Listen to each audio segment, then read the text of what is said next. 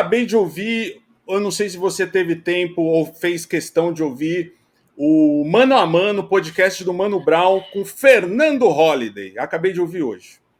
Ouvi, fiz Não, questão de não. ouvir para saber o que estava rolando. Achei bem interessante, sabia? Achei ali no começo, falei, que cagada e não sei o quê. Mas aí acompanhando e lendo meus amigos negros, assim, principalmente o Olga Mendonça, que fez uma thread legal, é isso. Diante do Mano Brown, o problema é esse. O Fernando Holliday fala pro branco, né? O eleitor dele é branco.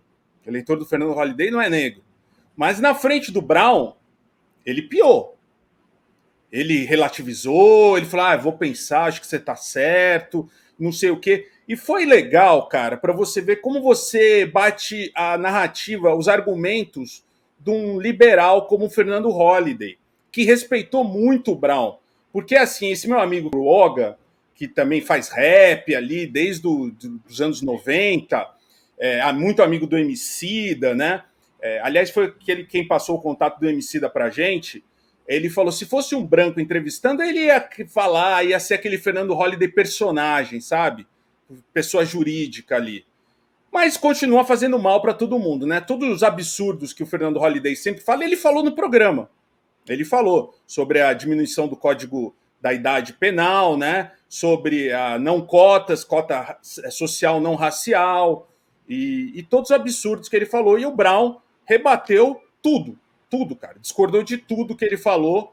E como era o Mano Brown, o Fernando Holliday ficava meio na dele, né? Eu achei interessante, Helder, porque, e principalmente por ser um programa que visa a audiência também, cara, muito. A galera toda falando nisso, cara. Eu acho que foi de verdade um acerto comercial para o Brown, um acerto também de pauta, de jornalística, de pôr esse contraponto de duas pessoas. E o Brown toda hora. Você é muito novinho, Fernando Holliday. Você vai aprender muito. Quando eu tinha sua idade, eu pensava umas bobagens assim também. Eu pensava, depois foi mudando e tal. Não sei se o Fernando Holliday vai mudar, né? Mas eu, na minha opinião, achei interessante também. Gostei. Quem não ouviu, vale a pena. Aliás, esse do Drauzio. O do Drauzio eu achei o melhor até agora. E o do Lula foi legal, mas é muito mais do mesmo, né? A gente ouve o Lula falando todo dia, mas foi legal também. E da Carol Conká foi interessante também. Eu não ouvi, cara. Eu não ouvi. Eu já ouvi o podcast do Brau. Achei que ele manda muito bem entrevistando. Curti até o momento. Não ouvi o do Fernando Holliday. Eu sou aqui um maior paga-pau do Mano Brau. Todo mundo sabe disso daí. E não vou ouvir, porque o Fernando Holliday não tem nada a me dizer. E para mim ele é um grande inimigo. Ele é um grande inimigo e eu não daria espaço para esse inimigo no meu canal, mas o canal é do Brau e faz parte, a gente pode discordar também desse posicionamento, mas o Fernando Holliday é nada mais do que um fascista, um grande fascista e um grande inimigo, e que é uma pessoa responsável diretamente pela situação que a gente está vivendo neste momento, onde ele quis criminalizar, inclusive, o aborto, prendendo quem pratica o aborto.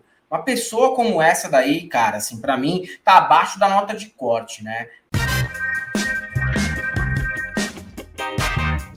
Não acredito que ele vá mudar e não acredito que ele tenha nada a acrescentar em nenhum espaço, principalmente na Câmara de Vereadores aqui de São Paulo, que eu espero que ele seja varrido para baixo do tapete, para a lata de lixo da história, que é o lugar que ele merece. Mas eu entendo também o direcionamento de pauta e o posicionamento de cada canal e de cada podcast. Eu entendo que a ideia do Brau é criar mesmo essa dissonância, trazer gente que pensa diferente, o que a proposta dos caras é legal, velho. Assim como também tem lá os outros podcasts, né? Do Monark, o Podpah, que traz gente de tudo quanto é canto, bacana. Mas eu não acho que o Fernando Holliday precise de mais espaço, não. O Fernando Holliday não precisa se explicar, cara. Já tá bem claro o que ele pensa, o que ele quer da sociedade e o que ele me considera. Ele pode ter afinado ali, peidado na farofa pro Brown na frente, mas ele considera o Brown inimigo também. Ele considera eu inimigo também. Então, meu amigo, eu não vou dar outra cara para bater, porque nem cristão eu sou. E outra coisa, só para complementar o lance do Brown, mas eu acho legal ele levar, sabe por quê? Assim, tem uma parte interessante dele levar. Infelizmente, tem muita gente que ouve rap, que ouve o Racionais, e às vezes não entendeu a mensagem que o Brown quer passar ali. Tem um monte de bolsominion fã do Racionais, ele mesmo falou em Curitiba, mas tem aquele show que ele fala, quem votou no Bolsonaro aqui? Todo mundo fica quieto. Ninguém votou no cara aqui? O cara ganhou aqui de lavada, ninguém votou? Ganhou aqui em São Paulo também, tá, gente? Tá? Ganhou aqui em São Paulo também, antes que vem Curitibano. São Paulo também. São Paulo também, gente. Eu só tô contando a história. Antes que comece o xarope, que fala, porque sempre tem o xarope que acha que a cidade é dele. Não é, você só nasceu aí. Você nem tem culpa de ter nascido aí. Você até preferia ter nascido em um lugar diferente, às vezes. Eu também. Às vezes nem queria ter nascido aqui, tá? Só pra deixar claro. Daí ele, ninguém votou? Claro que votou. Porque ele tá ligado também que o público dele, às vezes, cai nessas histórias aí, de Fernando Holliday e tudo mais. Não tenho nada para ouvir que o Fernando Holliday tem a dizer. Mas muito do podcast do Brown, Helder, e eu acho que isso você concorda comigo, é o Brown contando a história dele e diante da história mostrando o que é um negro periférico de direita, cara. Que é um fenômeno muito grande no Brasil. Mas é o que eu tô falando. Eu entendo, tá ligado? Eu entendo. Mas eu acho que o Fernando Holliday é uma figura nefasta, sabe? Eu entendo, sim, como todos do MBL. Como todos do MBL. Mas eu acho que o Brown contextualiza de uma forma que ele conta a história dele, de manos que ele encontrou com a cabeça como o Fernando Holliday, né? E o que aquilo tudo impacta no povo negro periférico, né? Que as coisas que o Fernando Holliday fala impactam negativamente e matam muitas pessoas, né? As leis que o Fernando Holliday quer são leis que vão matar as pessoas. Isso ele fala na cara do Fernando Holliday. Eu achei interessante. Assim, não, sim. E sabe o que é pior, cara? O pior de tudo é que eu vou fazer aqui, vai parecer um exagero, mas a última grande banda de rock, os últimos grandes rockstar do Brasil foram o pessoal do MBL, cara. Os caras do MBL foram os grandes rockstar da juventude, assim.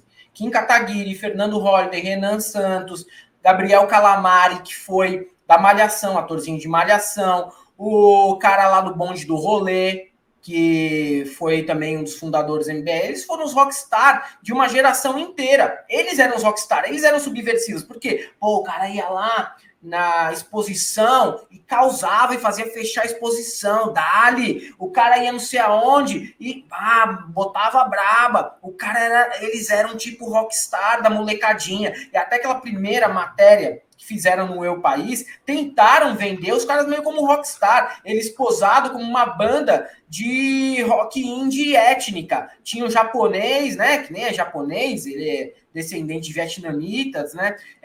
Tinha o negro, aí tinha o branco de cabelo preto, 2 loirinhos, tipo, olha esses malucos, subversivo porque estão indo contra o sistema, e aquela história toda que emplacou e vendeu como um case de música mesmo. Até porque, cara, isso daí rolou no mundo inteiro, tá? Rolou no mundo inteiro essas histórias aí de vender grupinho de moleque financiado com grana da gringa pra fazer esse tipo de política, esse tipo de papagaiada e zona no país. Então, o Fernando Holliday, como você disse, faz isso mesmo. Ele vai na mente de um cara que às vezes é fã do Brown mesmo, velho. Isso é verdade, você tá certo, tá ligado? Você tá certinho quanto isso daí. Às vezes, o cara que viu ali, gosta do Brown, viu o Brown batendo de frente com o Fernando Holliday, pode repensar, né? Mas é um sujeitinho que declaradamente é meu inimigo. Não que ele se importe, né? Não que ele se importe, mas eu deixo claro. Teve um pessoal que caiu na história do menino Charlinho, do Holliday.